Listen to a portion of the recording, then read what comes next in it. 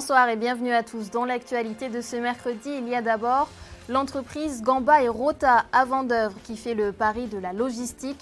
Spécialisée dans le transport, elle veut aussi s'imposer sur le marché du commerce en ligne et gérer une multitude de commandes. Vous verrez que pour l'instant, c'est un pari gagnant.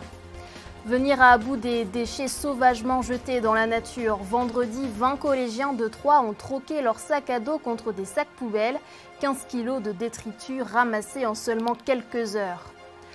Eux prennent la nature comme modèle. Les passionnés de peinture de Saint-Jean de Bonneval se réunissent plusieurs fois par semaine pour partager de précieux conseils et surtout un agréable moment de convivialité. Nous avons assisté à leur atelier qui existe depuis près de 40 ans. Avant de développer ces titres, sachez qu'à Île-aux-Monts, un homme âgé de plus de 70 ans a été placé en garde à vue pour avoir tué lundi soir son épouse, elle aussi septuagénaire. Gravement malade, elle aurait eu la volonté de mettre fin à ses jours. Une enquête a été ouverte. Le parquet de Troyes tiendra une conférence de presse demain. Toutes les précisions dans nos prochaines éditions. Je vous le disais en titre, l'entreprise Gamba et Rota, implantée à Vendeuvre sur Barse depuis plus de 70 ans, a décidé de se tourner vers la logistique. En plus de ses services de transport, elle s'occupe aussi des commandes passées sur Internet. C'est d'ailleurs ce qui lui a permis de maintenir son activité en plein confinement. Le préfet de l'Aube s'y est rendu il y a quelques jours. Regardez ce reportage avec les images de Fabrice Olivero. C'était le projet de l'année 2020. Ce nouvel entrepôt de stockage, 2 fois plus grand que les espaces déjà existants, réservé aux vins et spiritueux. L'entreprise Gamba et Rota est avant tout une entreprise de transport, mais elle a dû s'adapter à une demande plus forte et à la concurrence du commerce en ligne. Pour le patron, la logistique est devenue le nouveau point fort de la société. On a souhaité ce développement au travers des activités logistiques et parce que les activités logistiques connaissent aussi une croissance forte, nous avons souhaité une activité logistique qui soit complexe avec un panel de prestations extrêmement large. Donc c'est finalement un cousin ou un frère que l'on a développé. Qui mieux qu'un transporteur peut venir approvisionner un entrepôt et avoir la charge de la distribution des produits, c'est ça, entre guillemets, le pivot central. Dans ces ensembles d'activités, c'est bien le transport. C'est ce qui a permis à cette entreprise historique de Vendeuvre et à ses 200 salariés de rebondir pendant la crise sanitaire. Grâce au commerce en ligne, elle a pu gérer une multitude de commandes pendant le confinement. Pour le préfet de l'Aube, Stéphane Rouvet, en visite récemment, le bilan des activités est plus que positif. Une entreprise qui s'est fondée sur son cœur historique, qui était celui du transport, et qui a su prendre le pas, en tout cas prendre la révolution qui a été l'Internet et ce qu'on appelle le e-commerce, et qui a su vraiment anticiper et s'adapter à ces évolutions des échanges commerciaux au bénéfice de ce territoire aussi. Aujourd'hui, 60% des ventes de la société sont liées à la logistique, un secteur en pleine expansion, à tel point que les bras commencent à manquer. L'entreprise emploie 200 personnes et devrait en recruter 100 autres à la fin de l'année. Un projet qui va dynamiser la ville et cette partie du département. Il y a beaucoup de chauffeurs qui habitent sur le secteur. Là, on a vu que, par contre, pour tout ce qui est logistique, c'est des personnes qui venaient plus de l'agglomération troyenne. Et j'en profite pour dire que toute l'importance de la gare de Vendeuvre, pour que les employés puissent venir travailler. En fait, Vendeuvre est très bien située parce qu'on a la gare SNCF et puis donc pour tout ce qui est départ et arrivée de transport routier, on est à quelques kilomètres de la sortie autoroute de Magnan. On nous pose souvent la question de savoir pourquoi on s'est implanté à Vendeuvre et pourquoi, et on répond souvent pourquoi pas. C'est notre ville en tout cas d'origine, c'est une ville que l'on connaît et il y a toujours matière à pouvoir grandir et trouver un développement là où on est né. Cela fait 70 ans que cette entreprise familiale est implantée à Vendeuvre. À ce jour, elle dispose de 35 000 m² d'entrepôt.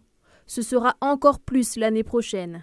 Elle a pour projet de développer une nouvelle plateforme de commerce en ligne.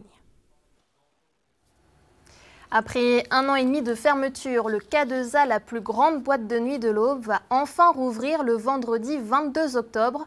Toutes les personnes de plus de 18 ans munies d'un pass sanitaire sont donc invitées à rejoindre la piste de danse déserte depuis 18 mois. Partout en France, les discothèques sont autorisées à recevoir du public depuis le 9 juillet dernier, mais au prix d'un strict protocole sanitaire. C'est pourquoi les gérants du K2A ont préféré attendre la fin des restrictions. Dans l'Aube, ces établissements ne sont plus soumis à aucune jauge. Ils peuvent donc recevoir autant de personnes qu'ils le souhaitent. Le port du masque reste recommandé. L'épidémie de Covid-19 dans le département, la circulation du virus ralentit considérablement. Le taux d'incidence reste faible depuis plusieurs jours. Il est actuellement de 26,5 nouveaux cas pour 100 000 habitants. Pas d'amélioration en revanche dans les hôpitaux. À ce jour, 18 patients sont toujours hospitalisés. 3 d'entre eux sont en réanimation. Aucun décès n'a été recensé ces dernières 24 heures. Enfin, 228 323 personnes sont considérées comme étant entièrement vaccinées, soit 73,7% des Aubois. Tout autre chose à présent, savez-vous qu'une bouteille en plastique met 400 ans pour se décomposer, 500 ans pour les canettes en aluminium et pourtant bon nombre d'entre elles sont jetées dans la nature, un problème que les élèves du collège des Jacobins de Troyes ont pris à bras-le-corps. Vendredi dernier, c'est en kayak qu'ils ont ramassé les détritus polluant la Seine et le bassin de la préfecture. Reportage Aurore Coulon. Troquer le sac de cours contre un sac poubelle, ces élèves du collège des Jacobins à Troyes n'ont pas hésité. Ils sont 20 ce matin-là à participer à une opération de nettoyage. Ils ont retroussé les manches et attrapé les pagaies pour 4 heures de ramassage de déchets en canoë sur la Seine. On va essayer de faire notre maximum pour que ça soit le meilleur possible. C'est dur ? Un peu par le canoë, un tout petit peu, mais sinon ça passe. Malgré un faux départ et des débuts difficiles en canoë, les élèves partent finalement tous à la recherche des déchets qui flottent à la surface du canal de Trévois. Résultat, au bout de quelques dizaines de minutes de collecte. On a ramassé beaucoup de bouteilles en verre, beaucoup de canettes et surtout beaucoup de masques pour qu'on reprenne à notre sac. Diego et Annelisa s'occupent des abords des quais. Là aussi, beaucoup de déchets. Laissée dans l'eau, cette brique en carton par exemple aurait mis 5 mois à se désintégrer. Plus qu'une pollution visuelle, elle peut être un danger. Si par exemple il y a les canards qui sont là et là il y a un déchet, c'est mauvais pour eux. Par exemple, ça peut faire les mourir, ça peut les faire mourir. À cause du déchet et ça aide pas les poissons aussi, ils peuvent les manger aussi. C'est la deuxième sortie nettoyage depuis le début de l'année pour ces élèves. Par cette action, ils répondent à leurs obligations, puisqu'ils ont tous été élus par leurs camarades pour endosser le rôle d'éco-délégués. Les enfants, finalement, sont des bons pédagogues. Ils sont très sensibilisés à ce problème des déchets, à la protection de la nature, de l'environnement en général. Et c'est vraiment eux qui vont être le vecteur de notre avenir et de notre terre un peu plus propre, espérons. Pour ces sorties scolaires et ces différentes actions quotidiennes, comme la création d'un potager dans la cour, le collège a reçu à la rentrée le premier niveau du label national E3D. Il récompense les établissements qui s'engagent dans une démarche globale de développement durable. Donc on en est fiers par rapport à tout ce qu'on a pu mener l'année dernière. Et là, on va continuer à être de plus en plus efficace auprès des élèves et puis auprès de notre fonctionnement au sein du collège, pour faire en sorte de faire des économies d'énergie, de sensibiliser les élèves au développement durable. Au total, les élèves et leurs professeurs ont ramassé près de 15 kilos de déchets en une matinée. La cave de l'Aube emménage dans ses nouveaux locaux près de la gare de Troyes. Dès lundi prochain, vous serez donc accueillis dans un espace plus grand et plus coloré, chaque couleur correspondant à un service. Écoutez les précisions du directeur. On a séquencé le projet en 2 grandes phases. La première, c'est le déménagement de l'ensemble des personnels administratifs. Et effectivement, ce déménagement a eu lieu il y a 3 semaines maintenant. Et là, on est sur la dernière phase, c'est le transfert de l'accueil. Et l'accueil sera transféré vendredi. Vendredi, on est fermé. Donc vendredi, le transfert se fait. Et lundi prochain, ouverture du nouvel accueil.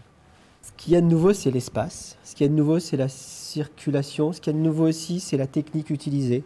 C'est les matériaux, c'est les ordinateurs utilisés. Et c'est aussi la façon dont on a pensé la venue à la CAF. Il est certain qu'avec des locaux comme ceux-là, on peut recevoir 200-250 personnes jour sans aucune difficulté. Et c'est en moyenne le nombre d'allocataires que l'on reçoit à la Cave de l'Aube. La gare de Troyes transformée en boulangerie-pâtisserie XXL. C'est la première fois que la ville participe à l'opération Chef de gare organisée par la SNCF. Un artisan local propose ses créations aux voyageurs pendant une semaine. Et pour cette première, ce sont les viennoiseries de Laurent Duparc qui sont proposées. Écoutez. Sortir de son atelier, c'est montrer son savoir-faire. Ça m'a permis effectivement de me rendre compte du flux, du passage des clients. Je m'aperçois que je renvoie des clients à la gare et puis d'autres ne me connaissent pas.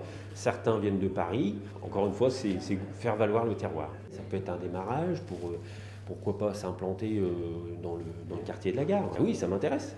J'ai vidé 2 bacs comme ceux-là de viennoiserie.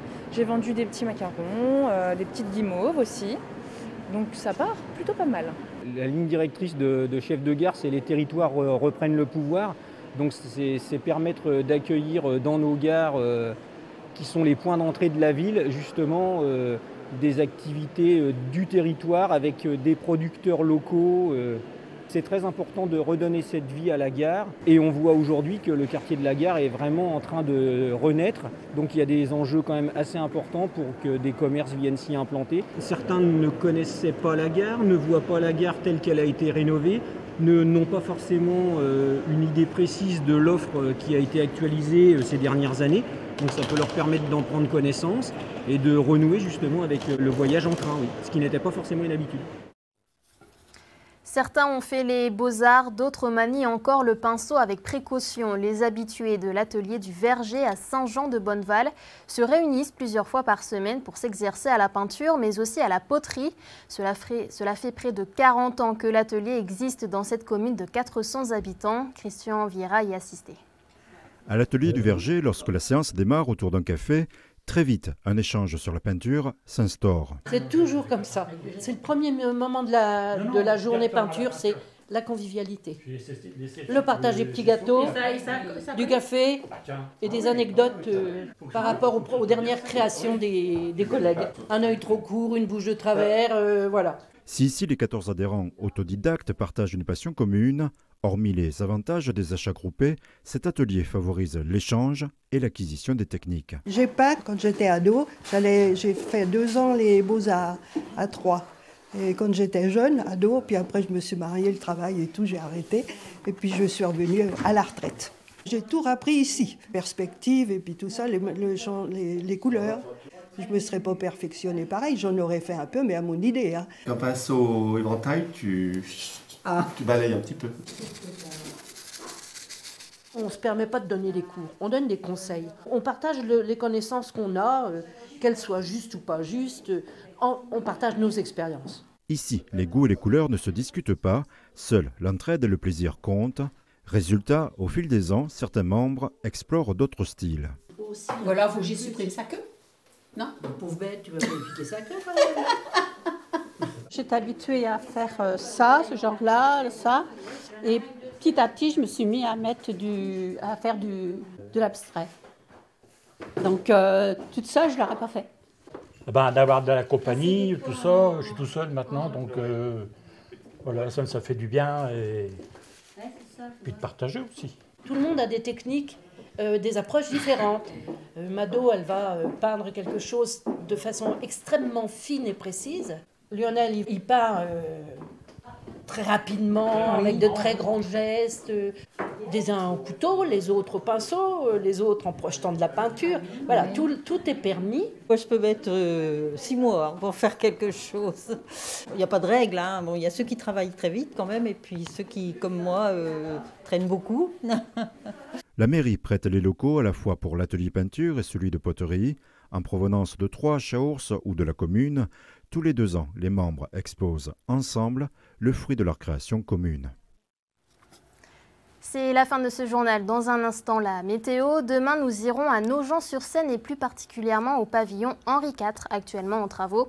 Et vous verrez que tout est fait pour que cette construction du XVIe siècle ne perde pas de son charme. Écoutez. C'est un des vestiges du patrimoine médiéval de Nogent, l'un des rares bâtiments en pan de bois restaurés dans les règles de l'art. Rendez-vous dès 18h30 sur Canal 32. Bonne soirée à tous, à demain.